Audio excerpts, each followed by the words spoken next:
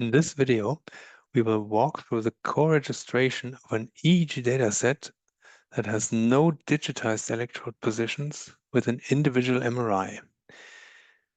These electrodes were defined based on the 10-10 rule on the head surface. However, they are not available with digitized positions. So if I look on the 3D view of the electrode cloud, I can see that they are currently placed on a perfect sphere with an average head radius, and we still are able to co-register this dataset to an individual head surface. This is simply done by going to the file, MRI co-registration, and then I get a warning that my electrode locations are currently defined on a sphere, but I can override this, and this will then prompt me to save the electrode information and start BESA MRI.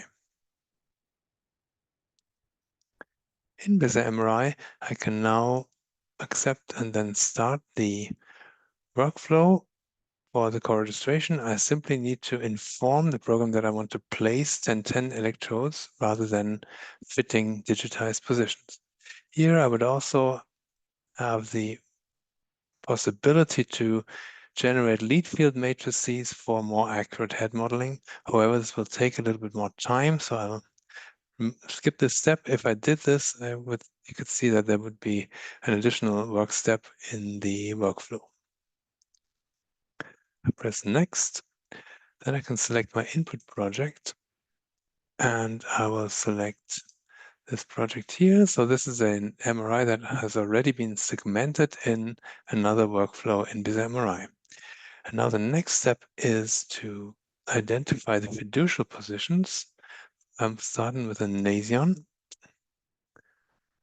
Can rotate the head to see if I place it correctly.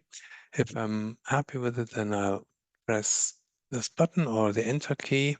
Then I can define the left and right preauricular points, and these should be placed in the positions where I also that I also use to define my coordinate system when I place the electrodes. So I'm going to work with this. So this depends a little bit on your individual setup at your lab.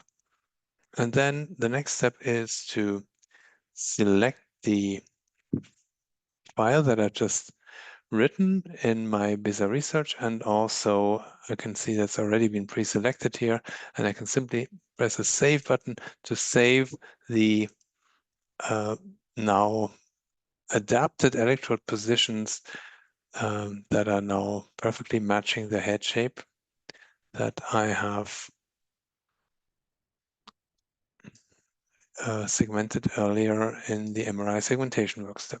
And this already concludes my co-registration. There's no error in my fitting because the fitting was here simply a placement of electrodes according to the 10-10 rule, starting from the fiducial positions in 10% steps. I can save this for recuperating it later. And if I now minimize my MRI window, I can see the green check mark and information about the surfaces and volumes that are now available for individual head modeling.